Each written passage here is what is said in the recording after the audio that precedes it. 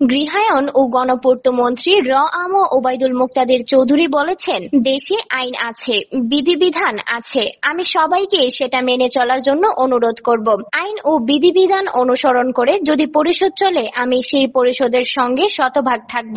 আমি সরকার পরিচালনায় যেমনই আইনের শাসন বিশ্বাস করি, তেমনি উপজেলা বা স্থানীয় সরকার পর্যায়ে পরিষদ পরিচালনায় একইভাবে আইনের শাসনে বিশ্বাস করি। 9 জুলাই মঙ্গলবার দুপুরে ব্রাহ্মণবাড়িয়া সদর উপজেলা পরিষদ মিলনায়তনে নবনির্বাচিত উপজেলা পরিষদের চেয়ারম্যান, ভাইস চেয়ারম্যান ও নারী ভাইস চেয়ারম্যানের দায়িত্বভার গ্রহণের অনুষ্ঠানে প্রধান অতিথির বক্তব্যে এসব কথা বলেন গণপূর্ত মন্ত্রী। মন্ত্রী বলেন, পরিষদ কিভাবে চলবে তা সরকারের পক্ষ থেকে লিপিবদ্ধ করে আইন ও বিধি আকারে বলা আছে। এর বাইরে কোনো বক্তব্য দেওয়ার অধিকারও আমার নেই এবং ইচ্ছাও আমার নেই।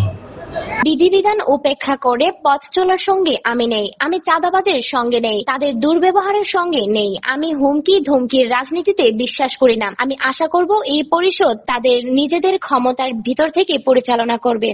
আগামী 5 বছর উপজেলা পরিষদের দায়িত্ব পালনে আমি এই ব্রাহ্মণবাড়িয়াবাসী বলবো, আমার নেতা জননেতা আম ওবায়দুল মুক্তাদির চৌধুরীর সর্বাত্মক সহযোগিতা চাই।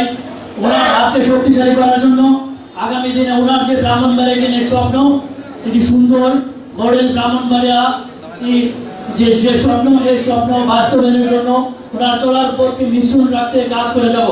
অনুষ্ঠানে মন্ত্রীর নবনির্বাচিত উপজেলা পরিষদের chairman Shahadat Hossain Shuvon, vice chairman Rabiul Hossain, মহিলা ভাইস চেয়ারম্যান আফরিন ফাতেমা জুয়ের হাতে ক্রেস্ট তুলে দেন। এছাড়া বিদায়ী উপজেলা পরিষদের ভারপ্রাপ্ত চেয়ারম্যান অ্যাডভোকেট লুকমান হোসেন শাহাদাত হোসেন শুভনের হাতে ফুলের তোড়া দিয়ে দায়িত্বভার অর্পণ করেন। অনুষ্ঠানে ব্রাহ্মণবাড়িয়া সদর উপজেলা পরিষদের নির্বাহী কর্মকর্তা মোহাম্মদ সেলিম শেখ সহ ব্রাহ্মণবাড়িয়া সদর উপজেলার 10 ইউনিয়ন পরিষদের চেয়ারম্যানেরা উপস্থিত ছিলেন। এছাড়া অনুষ্ঠানে গণমান্য ব্যক্তিবর্গ উপস্থিত ছিলেন।